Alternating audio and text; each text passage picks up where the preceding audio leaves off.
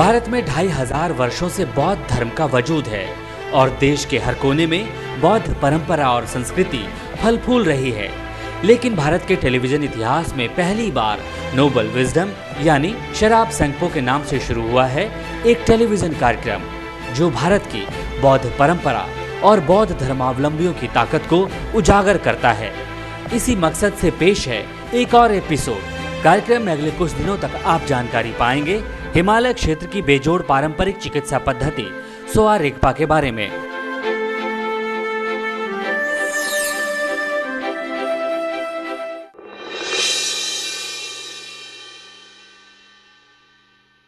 And during this the course of taking precious pill, it is also very important to take care of some diets, like you should avoid some raw foods like cold food, or it is better if you be a vegetarian. If possible, at least for one week. If not possible, then at least for 3 days. It's very so that it enhances the more effective. It helps you more through these restrictions. And obviously, during the course of medication of this Rinchen Ribo, mentally should be calm and should be free from stress and should rest properly. So balanced behavior and diet is very, very necessary during the course of this taking Rinchen Ribo. So those who are healthy and wanted to take this precious pill, and I think it is be better if they take on auspicious day. And everybody has a specific horoscope, and according to the individual horoscope, these are some favorable days. So according to that, if this precious pill taken an auspicious day, then it is also it gives more, it enhances positive effects. So this is just a simple way. So this precious pill, the most important or the most uniqueness is that this precious pill can be curative, act as a curative, or also act as a preventive measures. So this much I can say about this precious pill, and hope everybody will understand a little bit about it and follow accordingly. Thank you so much.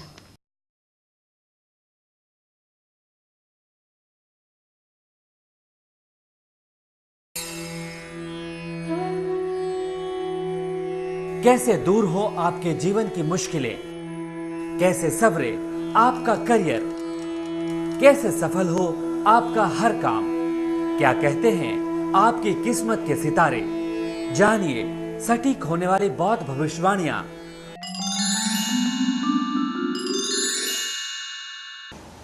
Namaste Tashi Dilek. My name is Tenzin Yanki. I'm Tibetan astrologer from Dharamsala, Menzikhang. 7th December, Tuesday, second day of the 11th lunar month. The elemental combination is earth, fire. Inauspicious combination, and such elements has burning energy to generate suffering. However, the day is not favorable to start any business or to engage in new business assignment. Bumtong or empty ways is at north direction, so avoid all important activities, especially funeral procession, while facing north. The day is not favorable for raising prayer or lungta flags. 8 December, Wednesday, third day of the 11th lunar month. The elemental combination is water and water. This is good combination and it has energy that strengthens and extends one's life. But avoid surgery and thoracic therapies like moxibustion, bloodletting and golden needle therapies because Sekse falls on this day. Bhuinamgu is also there, so you should avoid birthday celebration and taking your newborn baby outside for the first time. The day is favorable for people belong to pig, mouse, ox, dragon and dog animal sign. Bumtong or empty ways is at north direction, so avoid all important activities, especially funeral procession while facing north. 9th December, Thursday, 4th day of the 11th lunar month. The elemental combination is water-wind, inauspicious combination, and it brings disharmony and separates friends and relatives. Therefore, do not believe in any rumors and deal well with your friends and relatives in order to avoid breakups. Ma Ginamgo is there, so violent activities, especially taking part in physical fight, will not give good result. Bumtong or anti-ways is at north direction, so avoid all important activities, especially funeral procession, while facing north. BT runs from 7 a.m. to 7 p.m. So in this duration, you should refrain from doing thoracic therapies like masturbation, bloodletting, and golden needle therapies. The day is not favorable for raising prayer or lungta flags. Thank you and see you tomorrow at same time.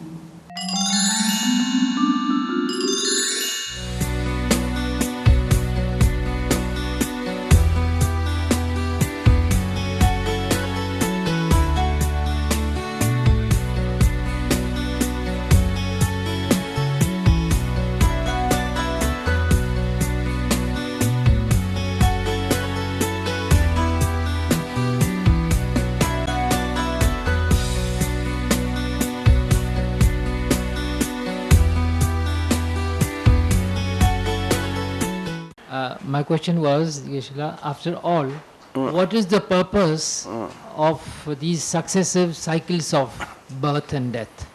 This is, I think, almost like, I don't know how to answer this, but this is almost like, what is the purpose of the trees coming again and again? This is the way things are, this is the law of nature. I don't think we are coming back again and again with a purpose. There's no end. There's no reason to have an end. I wanted to ask you, you've been talking about death, age, and the inevitability of suffering in age. One particular aspect that people are spending much more time thinking about is euthanasia, that there comes an age at which perhaps one can take one's life. Is that something that within Buddhism you would say is a legitimate way to think? Theoretically possible, practically very difficult to decide. Very difficult to decide. Euthanasia or mercy killing, at what point of the time one should use that? Very difficult to decide. Because what is happening in the state of that mind of that person is very difficult to judge. And in Buddhism we say that if that person may be physically very, very weak or very poor, but mentally may be very alert. So that is, as I said, theoretically possible, but practically very difficult. So you have to weigh the pros and cons, to make sure that that person is now physically as well as mentally also experiencing a lot of pain, and in addition to that, the surviving relatives and parents have to spend a lot of money, and there is not much benefit, and so many things, you calculate. And then with genuine, compassion and concern, after taking into consideration all these situations, then perhaps that is permitted. What about if it's a personal choice, a voluntary decision to take one's own life? No, even that one is suicide. Like, not in that case, but even a person who is healthy, when he commits suicide, of course it is his choice, her choice. But that is not a justification to kill. Suicide in Buddhism is said to be killing, equal to killing. That is also not permitted. If you have, can I ask a question? If there is too much of compassion, also isn't there suffering in it? Because you're then suffering. Yeah. That's totally different. That's a good question. there is a difference between ordinary suffering and the suffering. I don't know whether you should use this word or not, but the kind of uneasiness that you experience when you develop strong compassion, that feeling of uneasiness and the ordinary sufferings are totally different. When you experience ordinary suffering, you are completely overwhelmed by that suffering and you become helpless because that suffering did not come out of your choice. It's an unwanted intrusion. Whereas in the case of experience of compassion for other people, when you really show strong concern towards others' suffering, then because of that concern, strong concern, after seeing the sufferings of these people, your mind gets a little bit perturbed and develops some kind of uneasiness, but that uneasiness is cultivated intentionally. So that will not make you helpless. So this uneasiness is compared to the ripples or small waves on a big ocean. So that big ocean, you see some waves and ripples on the surface, but deep down there is total calmness and stability. Whereas when you experience unwanted suffering, not only there is turbulence on the surface, but even deep down it is completely disturbed. So there is a big difference, because that development of compassion is confidence, the willingness to help others, share their problems. So there is courage, there is determination, which is not found there in ordinary suffering. Yeah. Right. Yeah. Then in the course of the teaching, you mentioned that Buddha just went out to a function which was celebrated with a flower. And when he visited that function, he just have the perception of emptiness of everything. Yeah. That part you have not explained. Emptiness, how he felt, emptiness of the... No, somebody who has greater insight. Just like look, the small children's building sand castles. When the small kids build sand castles by the side of the sea, we the grown-up people, when we go there, those small kids are completely absorbed in constructing that sand castles. And after having constructed that sand castle, if the sand castle falls and collapses, these small kids will cry like anything. But then those of us who are grown up will say, kids are kids.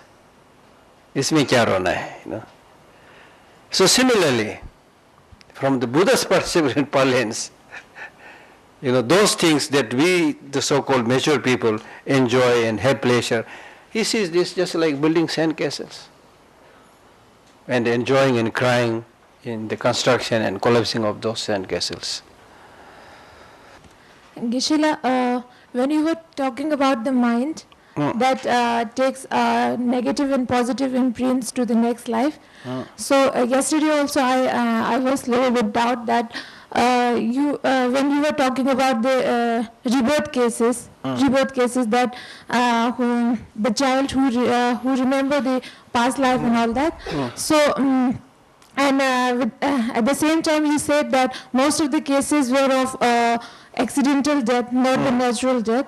So when today you said that our mind takes the imprints, positive and both positive and negatives to the next life, then what would be the reason that the natural death, that accidental death takes more imprints, more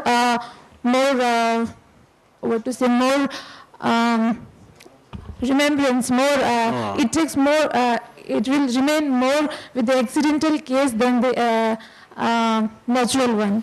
I don't know. We have to think. Probably. First, as I said yesterday, the past life is remembered when the age group is from 3 to 7, around that age period. Before that, you are too young, to share that or whatever. This one is probably like my coming from New York. I came from New York just, I think, 2 weeks before. So now if you ask me the question, what did you do in New York, what did you do in Washington, I'll be able to explain it very clearly, because not much time has passed. Now if you ask me after 3 years, Geshe-la, when you visited New York and Washington in the year 2010, what did you do? I will not be able to explain, you see. So therefore, my point is that the young kids are able to explain their past lives when they are younger, not when they grow up. It's because they have just come from their past life.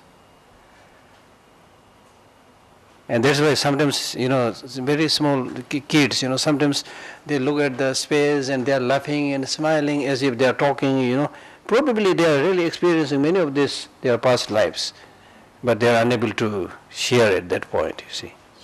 So there is one possibility. Then being able to remember their past lives more, in the case of those people who died an unnatural death through accident, is probably my hunch or my feeling is probably because they still have very strong attachment to this birth, because they were not able to complete the whole life. So the remaining part is still to be enjoyed, So they come back, with that, the remaining experience of their past life is still very much there.